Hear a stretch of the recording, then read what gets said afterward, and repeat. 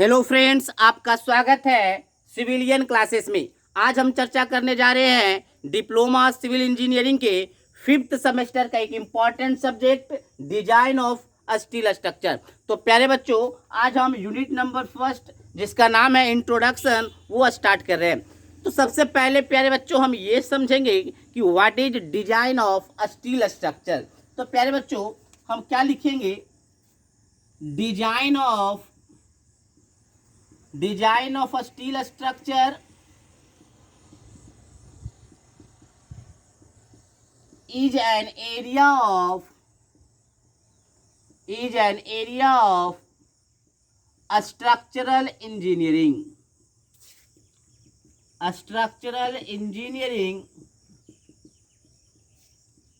in which we deals those structure which is made of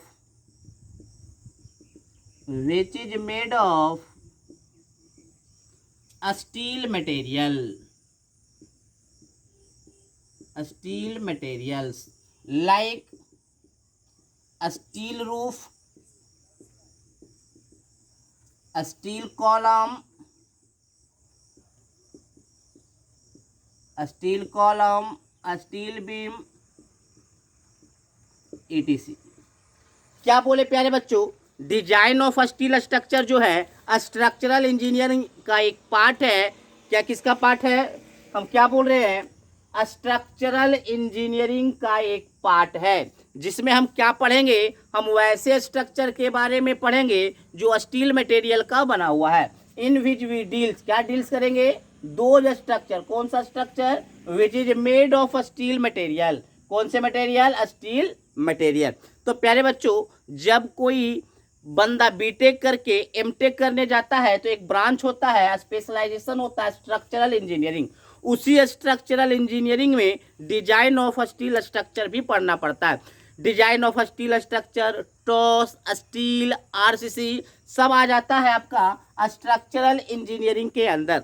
तो हम क्या बोलेंगे प्यारे बच्चों कि design of steel structure is an area of structural engineering. किसका एरिया है, स्ट्रक्चरल इंजीनियरिंग का एरिया है, जिसमें हम लोग क्या पढ़ेंगे, इन विच वी डील्स दो स्ट्रक्चर, वैसे स्ट्रक्चर को डील करेंगे जो स्टील मटेरियल का बना हुआ हो। जैसे स्टील के बने हुए रूफ के बारे में चर्चा करेंगे, स्टील से बने हुए कॉलम के बारे में चर्चा करेंगे, स्टील से बने हुए बीम के बारे में चर्चा करेंगे, स्टील से बने हुए गार्डर के बारे में चर्चा करेंगे, स्टील से बने हुए टेंशन मेंबर के बारे में चर्चा करेंगे, स्टील से बने हुए प्लेट के बारे में चर्चा करेंगे। तो बहुत सारा चीज़ पर हम लोग को चर्चा करना है। बट तो ये डिफिनीशन उम्मीद करते हैं कि आपको समझ में आ गया होगा कि design of steel structure structural engineering का एक पार्ट है जिसमें हम वैसे स्ट्रक्चर के बारे में पढ़ेंगे जो स्टील मटेरियल का बना हुआ हो। तो प्यारे बच्चों बात ये उठता है कि स्टील मटेरियल का बनाते ही क्यों है, क्या इसका एडवांटेज है। जब हमारे पास कंक्रीट मटेरियल था तो स्टील मटेरियल बनाने का क्या ज़रूरत पड़ा। तो हम लोग पढ़ेंगे प्यारे बच्चों, अब हम लोग पढ़ेंगे advantage of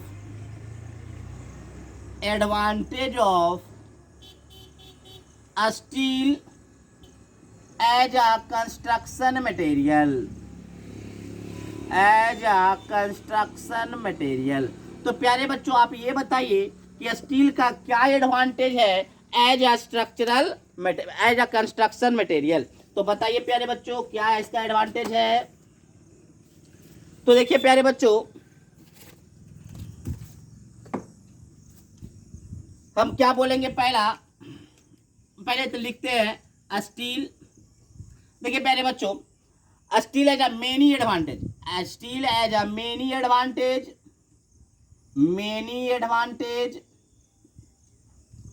steel as a many advantage as a structural material,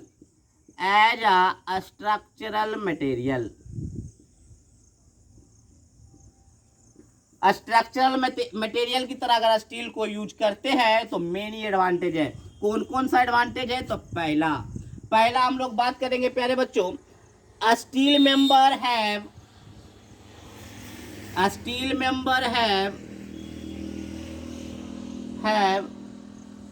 high strength high strength per unit weight, per unit weight. That means देखिए प्यारे, दैट मीन्स समझने से पहले हम ये समझ लेते हैं। दैट मीन्स देखिए प्यारे बच्चों, मान लीजिए एक छोटा सा मटेरियल लीजिए स्टील का, एक छोटा सा मटेरियल लीजिए आप स्टील का, तो वो भी बहुत सारा लोड सह सकता है। अब पता है इस जो आपका स्टील है इसका वेट बहुत कम होगा, तो कम वेट में भी मान लीजिए ये 200 ग्राम का है लेकिन हैवी लोड रेसिस्ट कर लेता है, तो कम वेट में भी इसका स्ट्रेंथ ज़्यादा होता है। तो हम क्या बोलेंगे, स्टील मेंबर है high strength per unit weight, मतलब वेट के रिस्पेक्ट में इसका स्ट्रेंथ बहुत ज़्यादा होता है। That means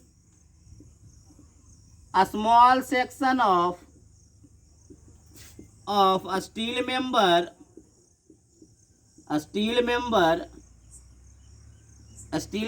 able to resist heavy load। बात समझ में आया प्यारे बच्चों? क्या बोले, स्टील मेंबर है हाई स्ट्रेंथ, क्या उसके पास होता है प्यारे बच्चों, हाई स्ट्रेंथ होता है। क्या होता है, हाई स्ट्रेंथ होता है। इसका मतलब क्या है कि अगर आप small section of steel member भी लेते हैं, मतलब छोटा सा मेंबर है स्टील सेक्शन का, उसके पास भी एबिलिटी क्या है, रेसिस्ट हैवी लोड। क्या रेसिस्ट कर सकता है, हैवी लोड को रेसिस्ट कर सकता है।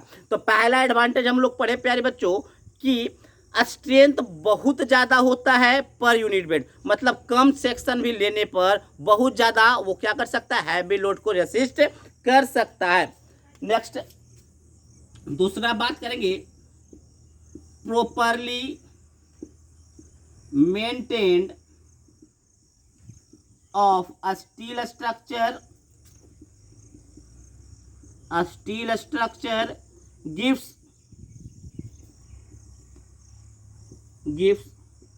long life span। क्या बोले प्यारे बच्चों, अगर आप स्टील स्ट्रक्चर को बहुत ही अच्छे तरीके से मेंटेन करते हैं, बहुत ही अच्छे तरीके से आप प्रॉपरली मेंटेन करते हैं, तो वो बहुत ही ज़्यादा लाइफ स्पैन होगा। ठीक है प्यारे बच्चों, लाइफ स्पैन करने का मतलब है कि स्टील स्ट्रक्चर अगर बनाते हैं, कोई भी स्ट्रक्चर आप स्टील का बनाते हैं, तो उसका ड्यूरेशन, उसका ड्यूरेबिलिटी बहुत ज़्यादा होगा, जैसे कि 100 साल से भी ज़्यादा वो टिक सकता है। ठीक है प्यारे बच्चों, अब हम देखेंगे तीसरा क्या देखेंगे प्यारे बच्चों, हम लोग स्टील क्या पढ़े हैं कि steel is a ductile material. ये हम लोग 4th सेमेस्टर में ही पढ़ चुके हैं कि स्टील क्या है, एक डक्टाइल मटेरियल है।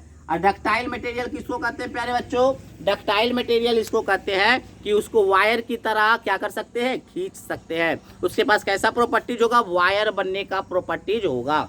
तो steel as is a ductile material. तो डक्टाइल मटेरियल का क्या फायदा है प्यारे बच्चों, डक्टाइल मटेरियल का ये फायदा है कि वो मटेरियल कभी भी सडनली फेल नहीं हो सकता है। मान लीजिए कोई ब्रिटल मटेरियल है, अगर उस पर हैवी लोड लगाते हैं तो वो क्या हो जाएगा, सडनली फेल कर जाएगा। सडन मान लीजिए एक ब्रिक है, एक ईटा है, उस पर अगर आप लोड लगाइएगा तो ईटा क्या हो जाएगा, टूट जाएगा, एकाएक बिना कोई वार्निंग का टूट जाएगा।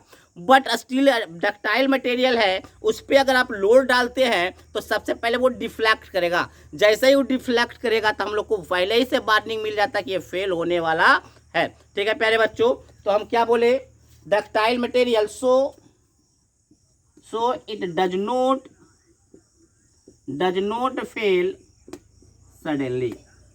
ये डक्टाइल मटेरियल होने के कारण ये सडनली फेल नहीं करेगा, सडनली फेल नहीं करता है। ठीक है प्यारे बच्चों, नेक्स्ट चौथा नंबर, addition and alternation. Addition and alternation of steel section is very easily. देखिए प्यारे बच्चों, क्या बोले, मान लीजिए प्यारे बच्चों स्टील स्ट्रक्चर बनाना है, तो स्टील के बहुत सारे मेंबर को क्या करना होगा, जोड़ना होगा, ऐड करना होगा। तो इसका जोड़ना बहुत ही आसान है, मतलब एडिशन ऑफ स्टील सेक्शन, मान लीजिए एक स्टील सेक्शन ये है, एक स्टील सेक्शन ये है, दोनों को आपस में जोड़ना बहुत ही आसान है। जबकि कंक्रीट में ऐसा नहीं प्यारे बच्चों, सबसे पहले आपको कंक्रीट में क्या करना होगा, बहुत सारा प्रोसेस से गुजरना पड़ता है कि नहीं, बहुत सारा प्रोसेस है, जैसे शटरिंग करना पड़ता है, सेंटरिंग करना पड़ता है, क्यूरिंग करना पड़ता है, मगर इसमें स्टील मेंबर में ऐसा नहीं, बहुत ही आसानी से क्या करेंगे, हम दो स्टील सेक्शन को जोड़ लेंगे, ठीक है ना। तो जोड़ना बहुत ही आसान है। नेक्स्ट देखते हैं प्यारे बच्चों,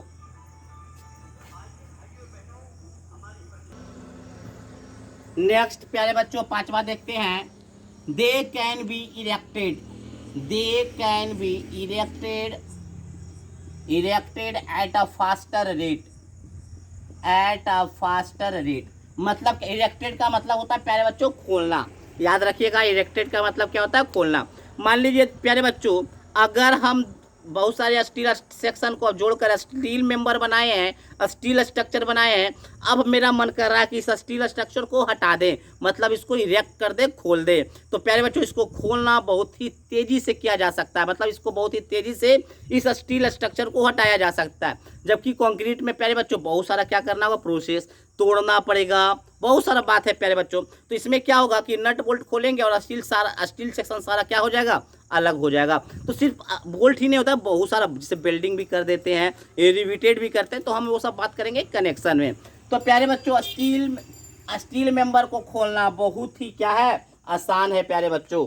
नेक्स्ट छठा है, steel section has, steel member has high scrap value, high scrap value amongst all construction material,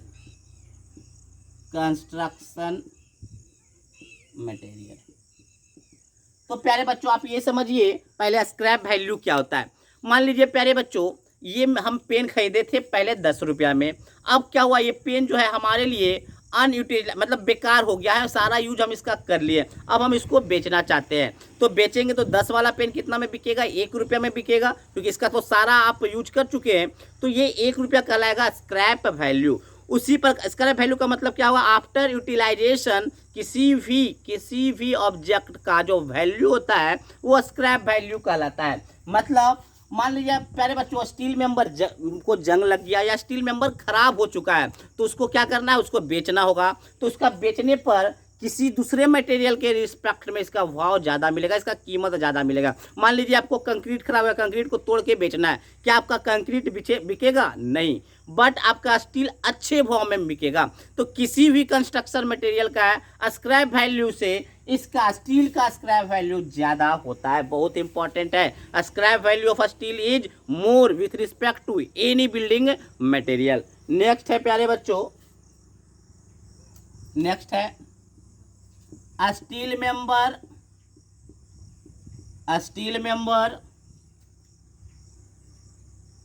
are easily handled and transported। क्या बोले प्यारे बच्चों, स्टील मेंबर को हैंडल करना या उसको ट्रांसपोर्ट करना एक प्लेस से दूसरे प्लेस बहुत ही आसान है। जबकि आप कंक्रीट मेंबर को आप अगर एक जगह से दूसरे जगह ले जाइएगा तो टूटने का डर होगा। प्यारे बच्चों समझ में आ रहा होगा। तो स्टील मेंबर को आप इजीली हैंडल भी कर सकते हैं और इजीली ट्रांसपोर्ट भी कर सकते हैं। तो ये सारा बात कुछ एडवांटेज का था। अब डिसएडवांटेज का हम लोग बात करते हैं। तो प्यारे बच्चों, ये जो एडवांटेज और डिसएडवांटेज है वो 4 मार्क्स में आपके एसवीटी एग्जाम में पूछा जाता है। तो बहुत ही बेहतरीन तरीके से समझ लेते हैं। तो पहला एडवांटेज क्या था प्यारे बच्चों, इसके पास स्ट्रेंथ बहुत ज़्यादा है, बट किसके रिस्पेक्ट में, वेट के रिस्पेक्ट में। मतलब बहुत ही कम वेट का जो स्टील मेंबर होगा ज़्यादा स्ट्रेंथ देगा। मतलब small section of steel member have able to resist heavy load. मतलब स्मॉल सेक्शन भी अगर स्टील का है तो उसके पास एबिलिटी है कि ज़्यादा से ज़्यादा लोड सह सकता है। दूसरा, अगर आप स्टील मेंबर को प्रॉपरली मेंटेन करते हैं तो उसका ड्यूरेबिलिटी ज़्यादा होगा। इसका मतलब लाइफ जो होगा उसका लॉन्ग हो जाएगा। Next, steel is a ductile material so it does not fail suddenly. Steel एक डक्टाइल मटेरियल है तो वो क्या होगा, सडनली फेल नहीं होगा। ये भी हमारे पास बहुत ही अच्छा एडवांटेज है। Next, addition and alternation of steel section is very, addition and alternation of the steel section is very easily. क्या बोले प्यारे बच्चों, किसी भी स्टील मेंबर को जोड़ना क्या है, मान लीजिए बहुत सारे मेंबर को जोड़कर ही स्टील स्ट्रक्चर बनेगा, तो बहुत सारे मेंबर को जो जोड़ना है, जो एडिशन है, बहुत आप आसानी से कर सकते हैं।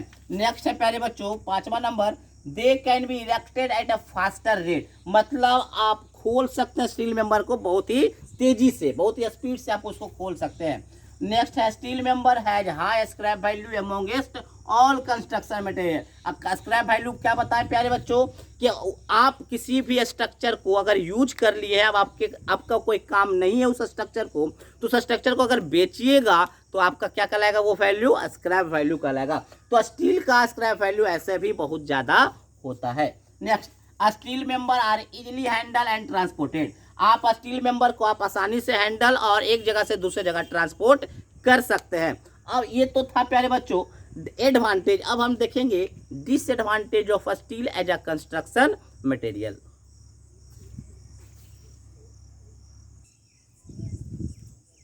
प्यारे बच्चों अब हम देखेंगे डिसएडवांटेज। तो डिसएडवांटेज क्या है प्यारे बच्चों, अगर आप स्टील स्ट्रक्चर को क्या करते हैं, एटमॉस्फेरिक में प्लेस कर एक्सपोज कर देते हैं, मतलब प्यारे बच्चों घर से बाहर अगर कोई स्टील का स्ट्रक्चर बनाया जाता है तो उसमें जंग लगने का चांस होता है, क्रोजन होने का चांसेस बहुत ज़्यादा होता है। तो क्रोजन से रोकने के लिए आपको पेंटिंग करने का जरूरत पड़ेगा। तो यही बात लिखा हुआ है प्यारे बच्चों, when steel structure is placed, when steel structure is placed और एक्सपोज, प्लेस्ड मैंने भी रखना होता है, एक्सपोज मैंने खुला रहना।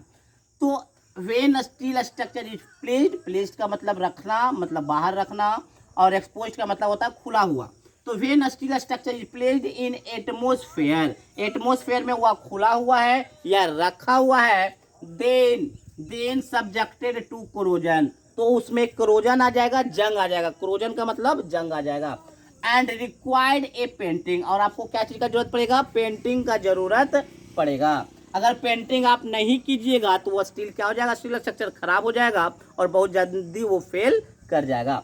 Next, maintaining cost of steel is very high, अगर आप स्टील को मेंटेन करना चाहते हैं तो मेंटेनिंग कॉस्ट बहुत ही हाई है। मेंटेनिंग कॉस्ट में मेनली पेंटिंग ही आता है। ठीक है प्यारे बच्चों, तो ये था इसका डिसएडवांटेज। ठीक है प्यारे बच्चों, तो ये प्यारे बच्चों याद रखिएगा, ये आपके सिलेबस में, ये आपके एसबीटी एग्जाम में बहुत ही आता है कि एडवांटेज और डिसएडवांटेज स्टील का बताइए एज अ कंस्ट्रक्शन मटेरियल। अगर हम स्टील को as a construction material use करते हैं तो क्या एडवांटेज और डिसएडवांटेज होगा। तो प्यारे बच्चों आप समझ गए होंगे एडवांटेज और डिसएडवांटेज। हमें उम्मीद है कि अगर एग्जाम में आएगा तो आप लिख पाएंगे। अब हम चलेंगे फिजिकल प्रॉपर्टीज ऑफ स्टील, क्या क्या प्रॉपर्टीज है स्टील का, उसके बारे में हम लोग चर्चा करेंगे।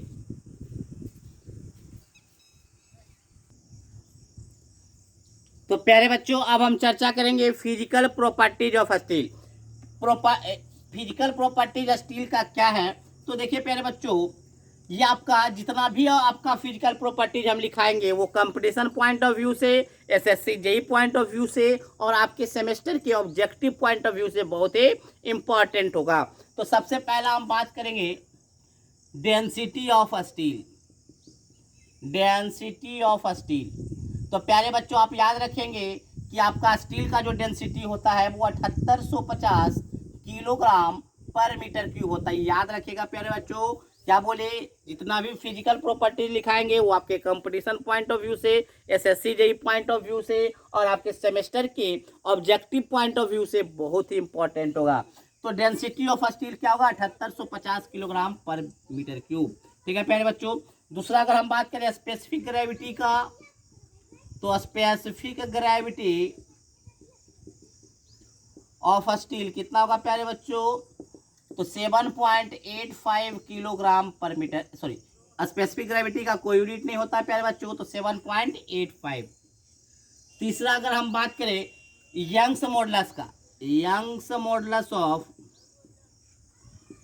मॉडुलस ऑफ स्टील, आप लोग को पता है प्यारे बच्चों यंग्स मॉडुलस ऑफ स्टील कितना होता है, 200 गीगा पास्कल। कभी कभी ये क्या लिखा हुआ रहता है, 210 गीगा पास्कल। ठीक है ना।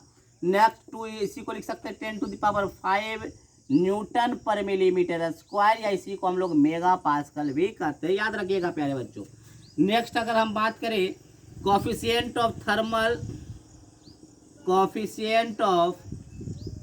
थर्मल एक्सपेंशन, या थर्मल एक्सपेंशन कोफिशिएंट लिख देते हैं प्यारे बच्चों, थर्मल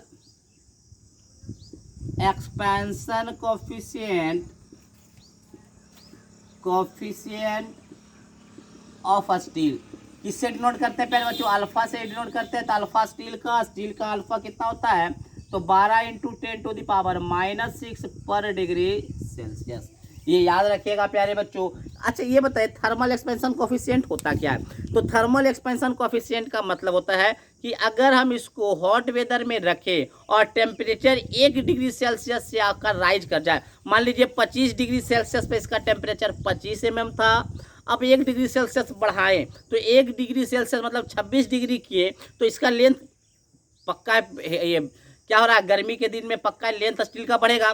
तो 1 डिग्री सेल्सियस बढ़ाने पे जितना लेंथ बढ़ता है वही आपका क्या कहलाता है, थर्मल एक्सपेंशन कोफिशिएंट। तो स्टील का कितना होता है, 12 इंटू 10⁻⁻6। नेक्स्ट अगर हम बात करें सेक्शन मॉडुलस का, सेक्शन नहीं रिजिडिटी मॉडुलस का बात करें, रिजिडिटी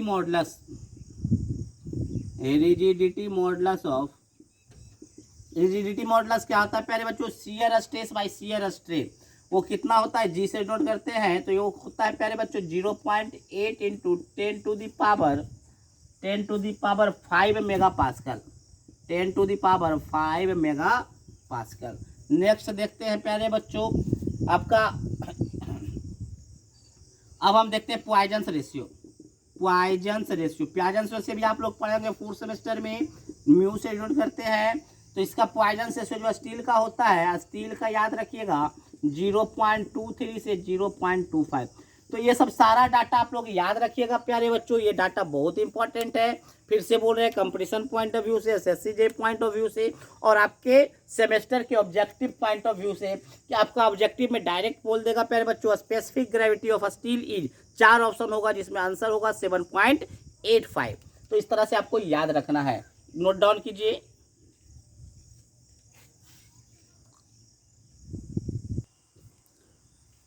प्यारे बच्चों अब हम पढ़ेंगे types of section used in steel structure, जिसको रोल्ड स्टील सेक्शन भी कहते हैं।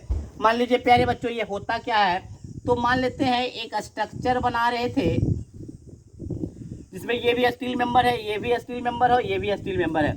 ये दोनों स्टील मेंबर को आपस में कनेक्ट करना चाहते हैं। तो प्यारे बच्चों कैसे कनेक्ट करेंगे, तो एक स्टील का सेक्शन होगा,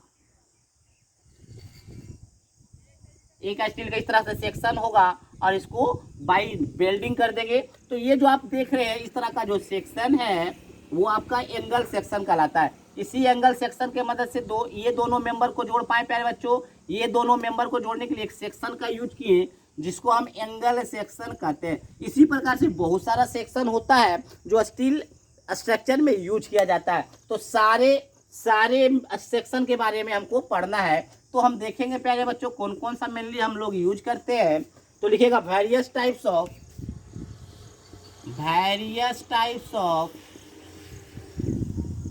steel section used in steel structure. Steel structure में बहुत सारे टाइप्स के स्टील सेक्शन का यूज किया जाता है। जैसे पहला है एंगल सेक्शन, दूसरा है प्यारे बच्चों आई सेक्शन या आई सेक्शन, तीसरा है प्यारे बच्चों चैनल सेक्शन, चौथा है टी सेक्शन, पांचवा है बॉक्स सेक्शन, छठा है आपका टी सेक्शन हो गया। अब steel plate section, steel plate या इसी को फ्लैट भी बोलते हैं, इसी को आप क्या कहते हैं स्ट्रिप भी बोलते हैं। प्लेट टाइप का स्टील का जो सेक्शन होता है उसका स्टील प्लेट या स्टील फ्लैट या स्टील स्ट्रिप सेक्शन कहते हैं। तो इतना तरीका, इससे भी ज़्यादा सेक्शन हम यूज करते हैं। जो मेनली यूज करते हैं जिसके बारे में हम चर्चा करेंगे वो सब है एंगल सेक्शन, आई सेक्शन, ये channel section, T section, box section और स्टील प्लेट के बारे में हम लोग चर्चा करेंगे। तो सबसे पहले हम बात करेंगे प्यारे बच्चों एंगल सेक्शन का। एंगल सेक्शन कैसा दिखता है और उसका क्या क्या प्रॉपर्टीज है। तो प्यारे बच्चों सबसे पहले बात करेंगे हम एंगल सेक्शन के बारे में। तो देखिए प्यारे बच्चों, अकॉर्डिंग टू, एक ऐसे लिख देते हैं पहले, angle section are shown in given figure. कैसा दिखता है प्यारे बच्चों? तो गिवन फिगर में बता रहा है कि आपका एंगल सेक्शन इस प्रकार होता है, इस प्रकार। तो प्यारे बच्चों ये भी कहलाता है लेग, लेग माने पैर, और ये भी कहलाता है लेग। ठीक है प्यारे बच्चों, तो angle section are shown in figure. ठीक है, अब बात करेंगे according to Indian standard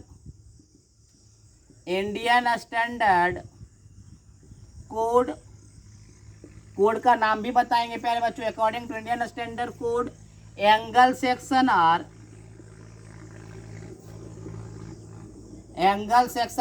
two types.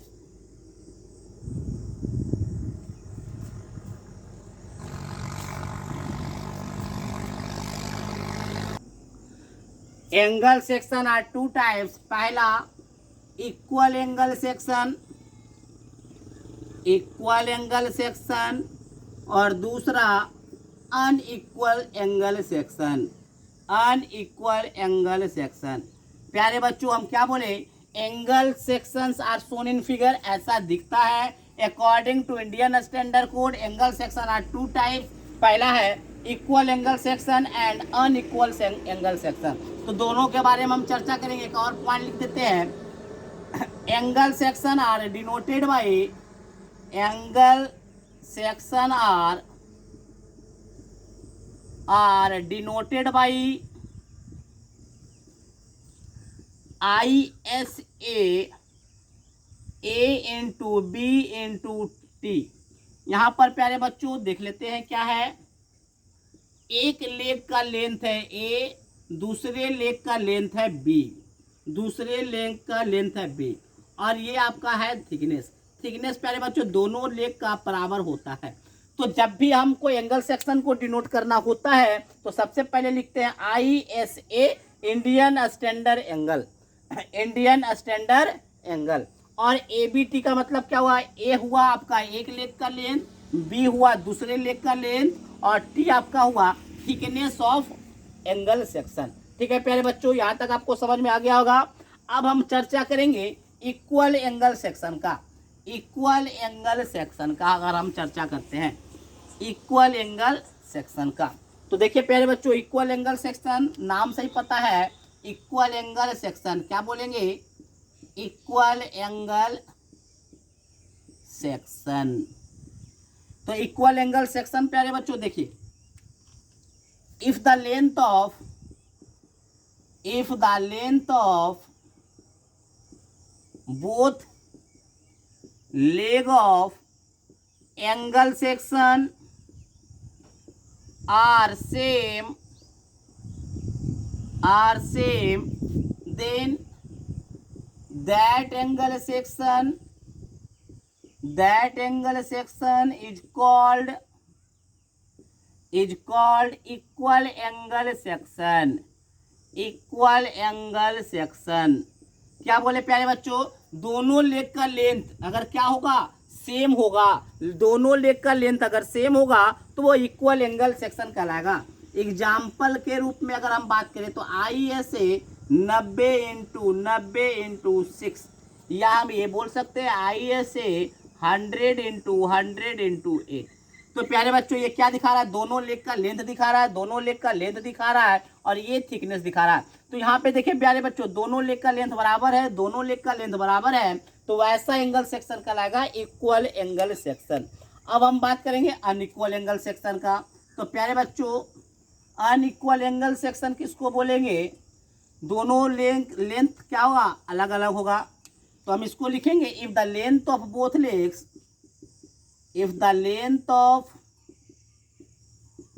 Legs, both leg of angle section are not same, then that angle section are called unequal angle section, unequal angle section. इसका अगर हम example का बात करें प्यारे बच्चों, तो इंडियन स्टैंडर्ड एंगल ही तो डिनोट करेंगे ही, जैसे 100 इंटू 80 इंटू 10। देखिए दोनों लेग बराबर है प्यारे बच्चों, दोनों लेग बराबर नहीं है तो ये अनइक्वल एंगल सेक्शन कहलाएगा। जैसे ISC 90 इंटू 60 इंटू 8, ये आपका दोनों लेग बराबर नहीं है तो आपका क्या कहलाएगा, अनइक्वल एंगल सेक्शन कहलाएगा। प्यारे बच्चों अब हम इधर बात करेंगे कि देखिए ये एंगल सेक्शन का कुछ ना कुछ CG होगा, कुछ ना कुछ CG होगा, कुछ ना कुछ इसका वेट होगा। तो किसी भी सेक्शन का, किसी भी स्टील सेक्शन का आपको क्या करना होगा, प्रॉपर्टी जानना होगा कि इसका CG कहाँ पर है, इसका वेट कितना है, तो इसका एरिया कितना है। तो एरिया निकालने के लिए तो हम बताएंगे भी कि कैसे निकालेंगे अगले क्लास में, लेकिन उससे ज़्यादा इम्पोर्टेंट है कि आपको ये जानना होगा कि जितना भी आपको एक स्टील टेबल खरीदना होगा, स्टील टेबल, स्टील टेबल में क्या होगा प्यारे बच्चों, जितना भी सेक्शन हम लोग पढ़ रहे हैं, I section, channel section, angle section, जितना भी सेक्शन हम पढ़ेंगे उस सारे सेक्शन का प्रॉपर्टीज आपको स्टील टेबल में लिखा हुआ रहेगा। अब विदाउट स्टील टेबल हम स्टील स्ट्रक्चर को नहीं पढ़ सकते हैं, तो जितना जल्दी हो सके आप स्टील टेबल को खरीद ले, नहीं तो आप अपने मोबाइल में इसको PDF के रूप में आप कहीं से डाउनलोड कर ले। अगर आपसे डाउनलोड नहीं होता है तो हमारे एप्लीकेशन पर आपको दे दिया जाएगा वो PDF, आप उस PDF का यूज कीजिएगा। हमारे एप्लीकेशन पे SK दुग्गल का बुक भी है, आप स्टील स्ट्रक्चर को उस बुक से भी आप फॉलो कर सकते हैं, अच्छी बुक है। तो सबसे पहले स्टील टेबल के बारे में, तो स्टील टेबल में जितना भी सेक्शन है, रॉड सेक्शन, जितना भी स्टील सेक्शन है, सारे सेक्शन का प्रॉपर्टीज आपको स्टील टेबल में मिलेगा। और वो प्रॉपर्टीज प्यारे बच्चों आगे के चैप्टर में, जैसे कि कॉलम हुआ, कंप्रेशन मेंबर हुआ, जैसे टेंशन मेंबर हुआ, जैसे स्टील रूफ ट्रस हुआ, सारे चैप्टर में इस स्टील टेबल का यूज होगा। तो जितना जल्द हो सके वो स्टील टेबल को आप खरीद ले, ठीक है प्यारे बच्चों। नेक्स्ट है IS कोड। देखिए प्यारे बच्चों अगर आप डिजाइन ऑफ स्टील स्ट्रक्चर को पढ़ना चाहते हैं तो आपको IS कोड भी खरीदना होगा। IS कोड कौन सा प्यारे बच्चों, तो IS कोड 800, IS 800 2000 या IS 800 19